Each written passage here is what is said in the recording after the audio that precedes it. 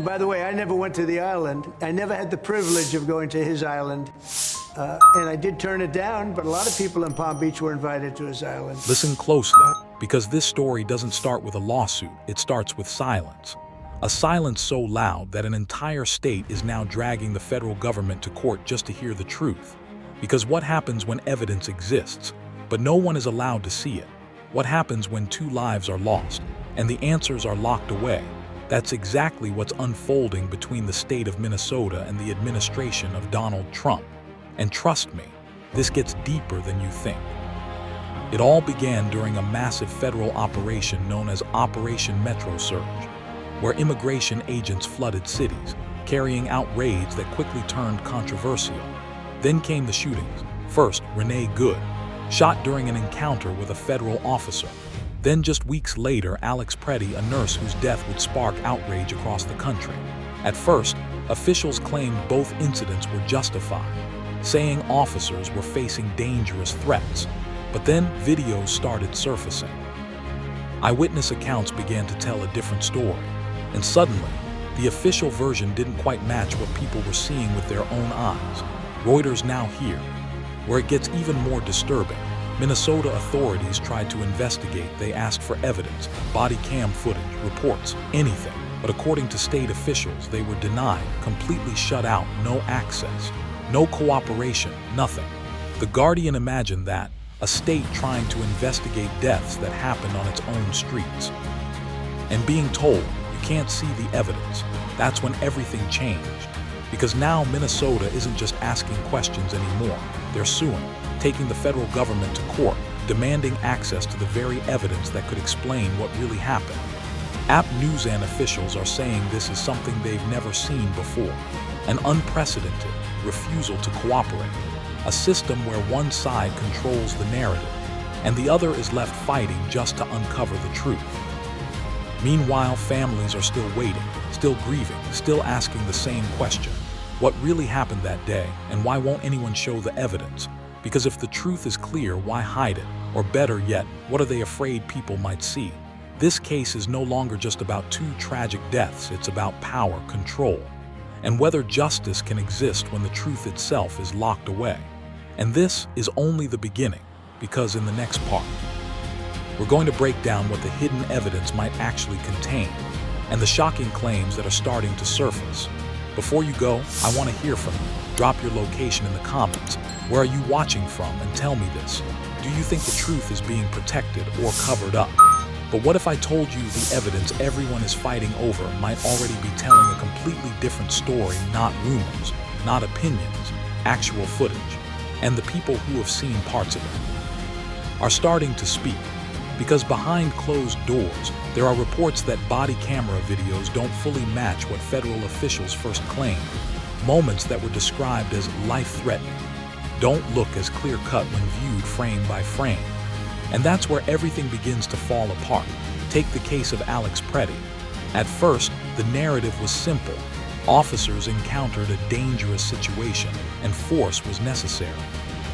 But sources close to the investigation say the footage may show hesitation, confusion, even miscommunication in those final seconds. Not the kind of clean, immediate threat response that was publicly described. And if that's true, that changes everything. Then there's Renee Good. Witnesses nearby claimed the situation escalated too quickly, that there wasn't enough time or warning before shots were fired. And here's the chilling part. Some of those witnesses say what they saw doesn't line up with the official reports at all. So now you've got 2 versions of reality, the official story and what people believe actually happened. And sitting right in the middle of it all, the evidence, locked away, untouched by the very people trying to investigate. Minnesota officials argue that without access to that evidence, justice is impossible.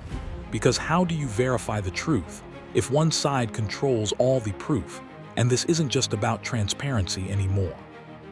It's about trust, because once people start believing that information is being withheld, every statement, every report, every explanation starts to feel questionable. And that's exactly what's happening now.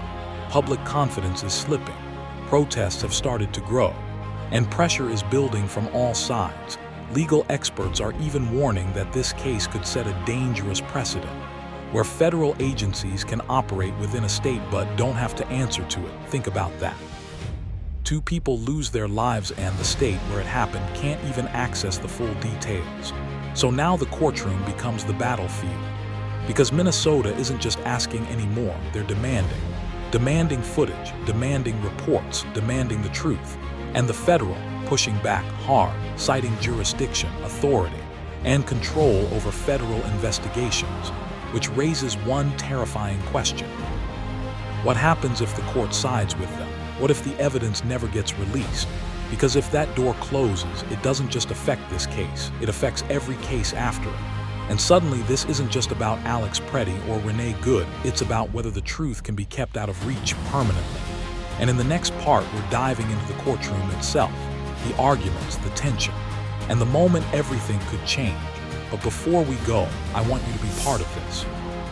Drop your location in the comments. Where are you watching from? And tell me, should any government ever be allowed to withhold evidence in cases like this? Because part 3, that's where things take a serious turn.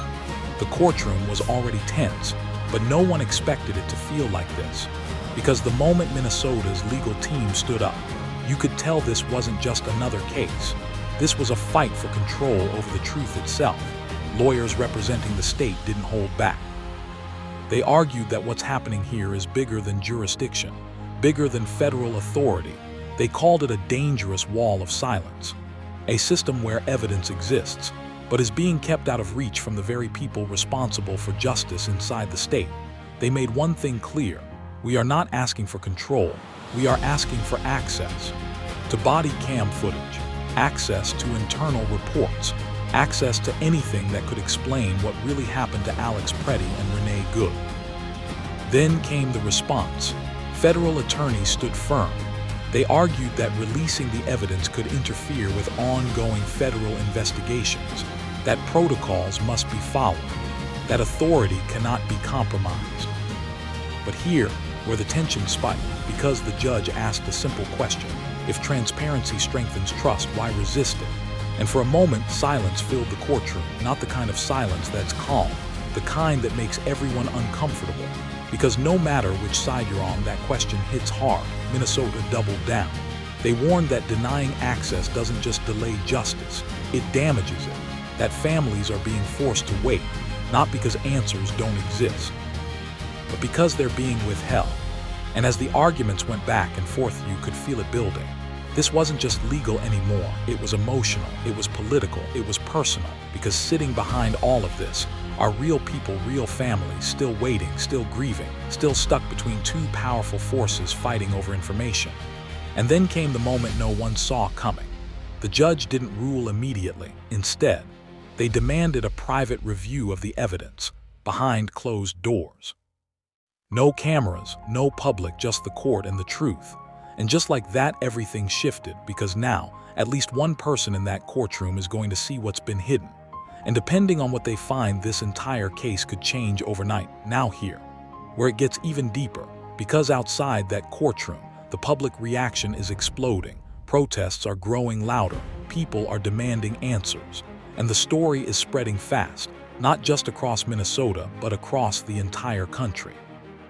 Some people believe the federal government is protecting sensitive investigations. Others believe something is being covered up. And the divide, it's getting wider every day. Legal analysts are now saying this case could redefine the balance of power between states and federal agencies. Because if Minnesota wins, it could open the door for more transparency nationwide. But if they lose, it could set a precedent where access to critical evidence becomes nearly impossible. And that's what makes this moment so critical, because we're now waiting on one thing: what the judge sees behind those closed doors, and whether that truth will ever make it out.